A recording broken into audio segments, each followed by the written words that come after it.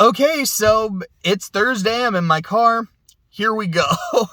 So, couple things that, because, I've got my notes, I've got my shit written down that I want to talk about, but a couple things I want to bring up that I just forgot to write down because they happened more recently. Number one, OKC won a fucking play-in game, so one more win away from actually being in the playoffs, and for a team that was still tanking, Oh, sorry, I just saw some people, I saw my neighbors. I thought they were coming out of my house, and I got really freaked out for a second. I was like, okay, that's the neighbors. That makes way more sense.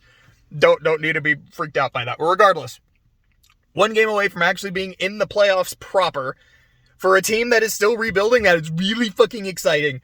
For a team that had the number 2 overall pick who hasn't even played this year because he's been injured all year, that's really exciting. The future is looking great. I don't want to jinx anything, because, we can genuinely just lose to the Wolves tomorrow. And then, I'm still really optimistic. I'm still really excited. Even if we don't go on a run, and even if we win, we're going to play fucking Denver in the first round. We're probably going to get cooked. But that experience, I'm excited for the future, man. I really fucking am. The other thing I want to say is there's a show that I'm currently watching, not like I've been watching it for a while. I literally threw it on, and my player is actually being really slow and buffering, and it's a really long episode. I don't remember what it's called. It's an anime. It's called, Oshi no some shit. I think the title of it is My Idol's Child or some shit. So I kept seeing it, the title on my feed. And people were like, oh, on Twitter specifically, not on YouTube. So I kept hearing people say, oh, I've been watching this. I'm really looking forward to watching this. This is really good. And I have no idea what this is. So I did what I normally do. I just all right, TV tropes, get what's the basic thing on it?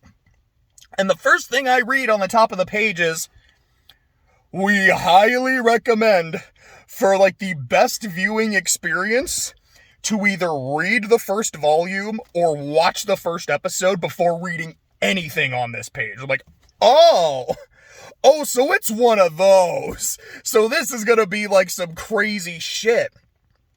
Got it. All right, I've heard the first episode's maybe an hour long, so maybe it's 50 minutes, maybe it's 40 minutes. It's an hour and 20 minutes. So this is as long as a DreamWorks movie. Okay, I was not expecting that. Right now, I'm about 23, 24 minutes in, something like that. So right now, I'm all right, let me just do my car talk video, and then hopefully this will take 20, 30 minutes or so, and that'll give it more time to load. I don't know if I'm at a point where I'm oh man, I'm really enjoying this. It's more of a, where is this going? Because there's no way it would give me that kind of a warning of no, watch the first episode first, then read on. If this is all it is, this is gonna be some horror insane shit. And I don't know if it's just because of that quick experience that I'm getting those weird vibes, but there's been a few angles and shots or occasional line of dialogue that's this is giving me a weird vibe. I don't know, man. The fact that this is episode 1 and it's an hour and a half. Sorry, I don't know if you can hear, but I live by a hospital, so it's not uncommon to hear an ambulance siren, but this one's been going on for a while. But regardless, what was I saying? Oh yeah, just the fact that episode 1 is this long, it's just, everything's kind of almost giving me the heebie-jeebies, and it might 100% be that no, there's nothing weird, it's just a really long episode. The premise is just kind of that odd, but it's more fun if you go into it not knowing anything about the premise, and you just kind of enjoy the pleasant insanity. Or this shit gonna be fucked. I don't know. Hopefully it'll load so I can find out. Regardless, time for the shit actually on my list. Thing number 1. So over the weekend, me and the roommates, we went on a day trip. We went from our place here in Oklahoma to Plano, Texas. Excuse me. Specifically to the Japanese store, I believe it's called Mitsuwa Marketplace. It was about 4 hours there, another 4 hours back, plus a couple hours there in Plano. So a 10, 11 hour trip. It's long. It is not the first time we have done it. I've done it several times with my family. I don't know if I ever talked about it before, but like I used to live in Okinawa. And so when my family found out there was a Japanese store, far but not super far away, like we made it a thing where every now and then we would go and essentially just kind of stock up on a lot of like the sweets and foods that we used to eat. And it's really nostalgic for me. It just kind of feels like being back home. So I do like doing it, although yeah, the trip is long as fuck. I got to go fast though, because like, we're on the freeway. And at one point I'm like, so this is 70 miles an hour. I don't get to do this this is fun. Ooh, this is 75. Oh, this is 80. How high can I go? You know what? The speed limit is 70. I don't want to go too much higher than 80. I'm already I'm going fast. I'm already speeding. I don't want to get pulled over. I also don't want to just go too fast. There's two speeds, fast and way too fast. Like, I don't want to get to a point where I lose control of my vehicle. But 100 was so close. It's like, one of these days, I want to go to Germany driving the Autobahn and just like, this is speed. This feels awesome. But like, I enjoyed the drive. At one point while Clay was driving, he actually drove quite a bit.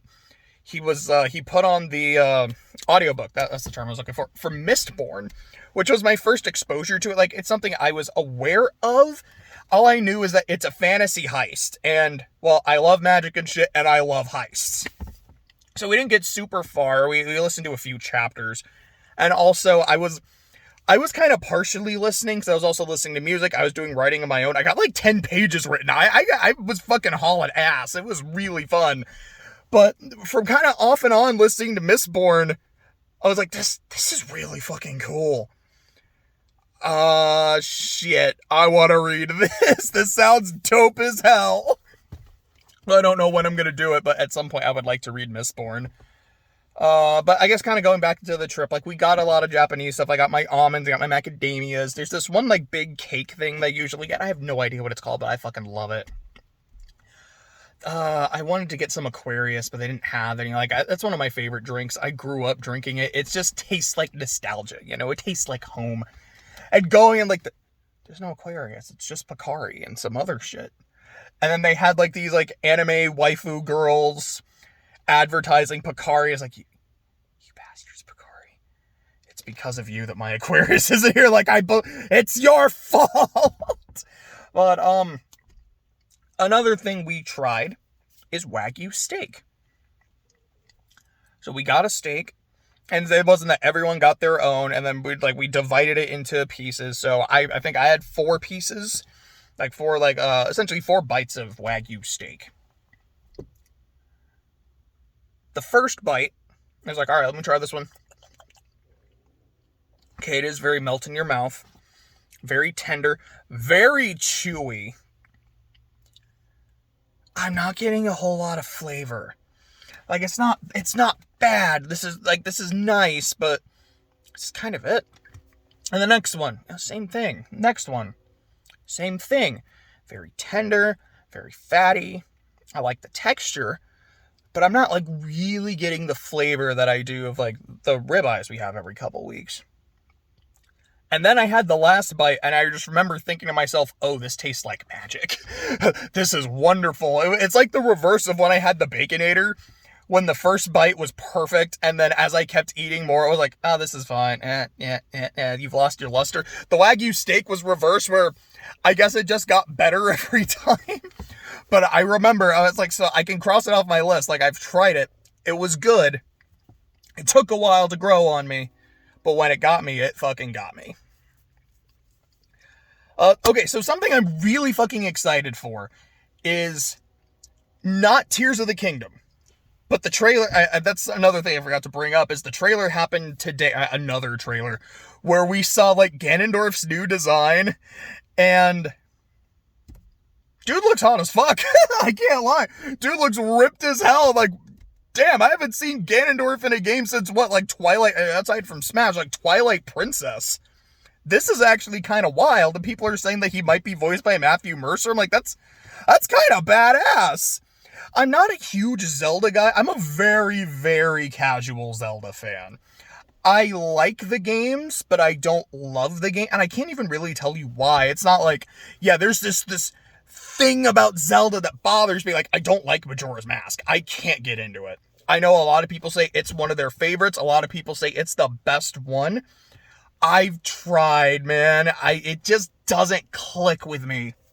I haven't tried Breath of the Wild either, because open worlds just usually don't click with me. It's not, I know a lot of people look at it and go like, it's an open world Zelda, this is the greatest thing ever, and I just kind of look at it like, I mean, sure, if it's great, and apparently it was, and Tears of the Kingdom looks like it's more of that, plus whatever other crazy shit your brain comes up with because of their, like, fusion mechanic, which looks like a lot of fun. It is not something I think I'm going to be playing. But the footage that came out this week, all like 4 seconds of a Persona 3 remake, now that gets me excited, because I hate Persona 3. So I played Fez several years ago, and it took me a few years to finish because I hated playing it. The story is great. I remember there being some parts of it that didn't really work for me, but overall, I thought it was really good. The music, I mean, it's a Persona game. The music fucking slaps. The atmosphere, I think, is great. The social links might be my favorite of the 3 games. I mean, I say the 3 because they're the 3 I have played. The modern Persona games, I don't think 1, 2, or 2, which feels weird to say out of context. I don't think those have social links. I think that's just 3, 4, 5 and they're like definitive editions. I haven't played 1, 2, or 2. I want to at some point, though. But 3's gameplay is ass. The AI is so fucking bad, even though I know people say it's like, well, yeah, that you have like your tactics system where you can kind of tell them this is the shit you want them to do. Yes, but I can't tell them the specific thing I want them to do. And in a strategy game, that's kind of the fucking point, is let me do the shit I feel like I need to do to win. Like, imagine playing a Fire Emblem game. It's like, oh yeah, you can give your party members tactics, but you can't command them to do something specific. Now, if there's like a guest party member, like I know there's that one map of Path of Radiance that does that, and like, I didn't have a problem with that, because like, yeah, this is not your party member.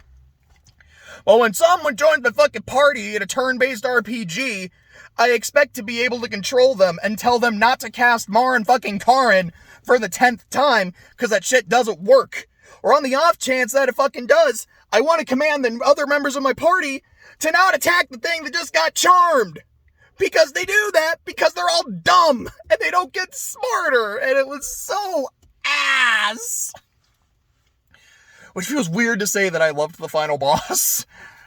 I think I got used to my party members' stupidity and found out how to make them not suck. Like, I just took Mitsuru out of the party. I couldn't trust her after all the Marin Karin shenanigans. I know she's apparently like the best party member. Like, she's like just ooga booga. But man, she was dumb as rocks. And the idea of being able to play it and actually enjoy my time playing it and get to really use these party members sounds amazing. And I know that's what Persona 3 Portable is, but I also keep hearing that Portable just has its own set of problems, and I've heard that the remaster that they just released is not a good port.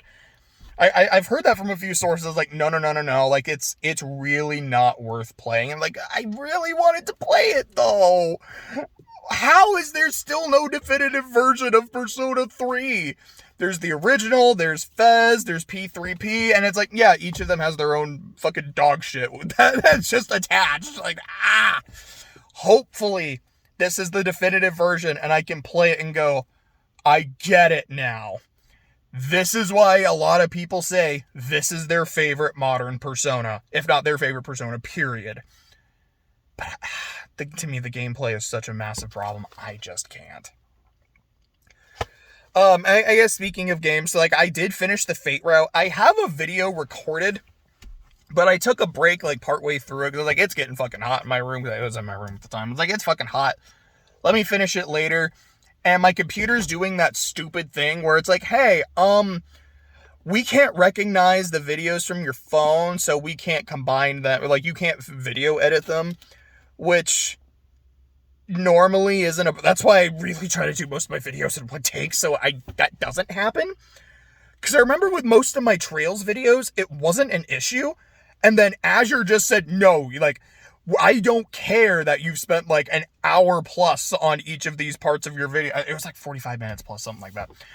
But like, no, you can't combine them, get fucked, which is why my Azure video's in 3 separate parts, and it's just fucking ass, and I hate it, but like, it frustrates me. So I'm going to try to have Clay help me with that so we can get them all combined and put them up. But I did finish the Fate route. I have a thing recorded. I've started UBW. I'm really liking UBW. UBW is a lot of fun. My biggest problem with it is in the Fate route. Rin she's a tsundere character, but those tendencies feel very dialed down, which is something I really like.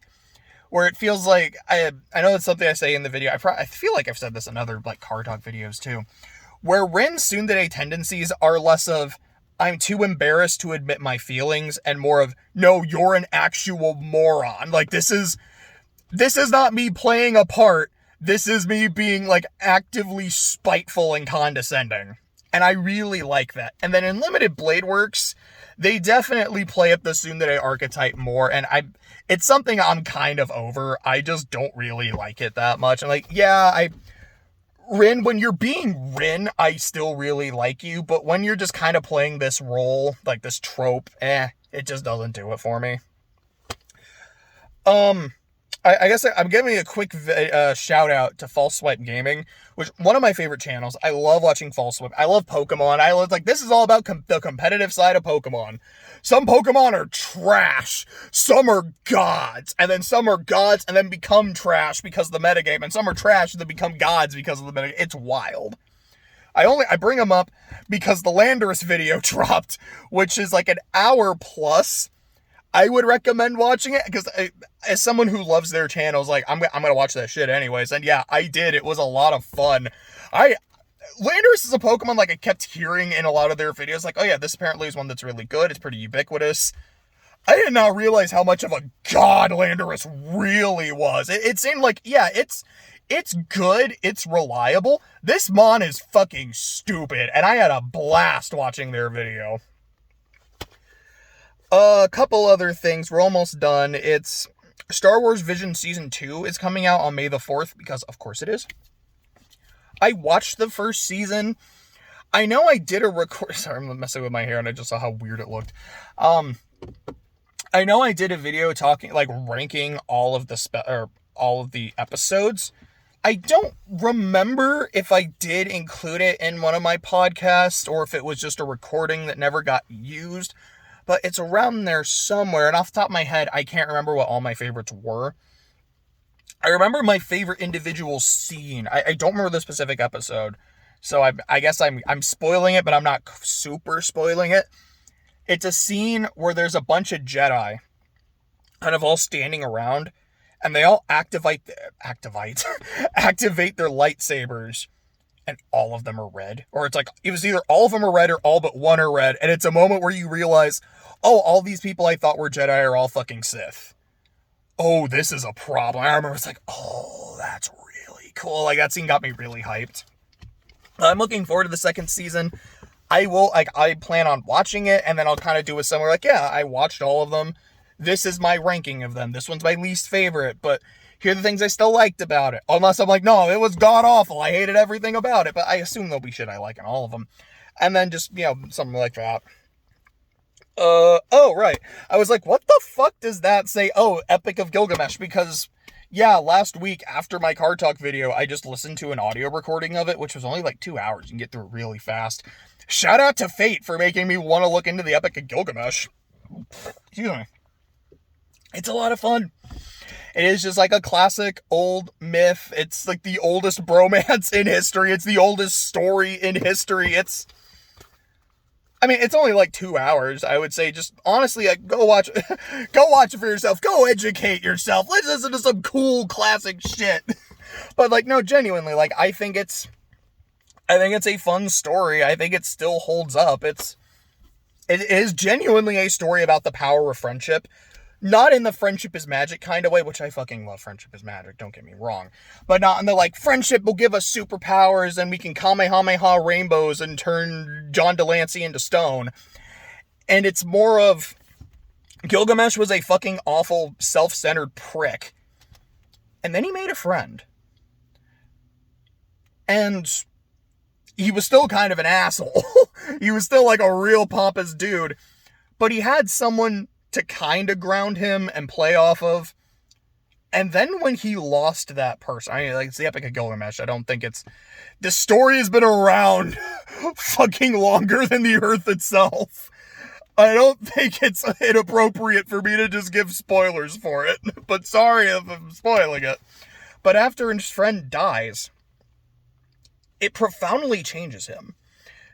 Because he realizes how lonely he is without his friend. Realizes that he, as badass as he is genuinely not immortal.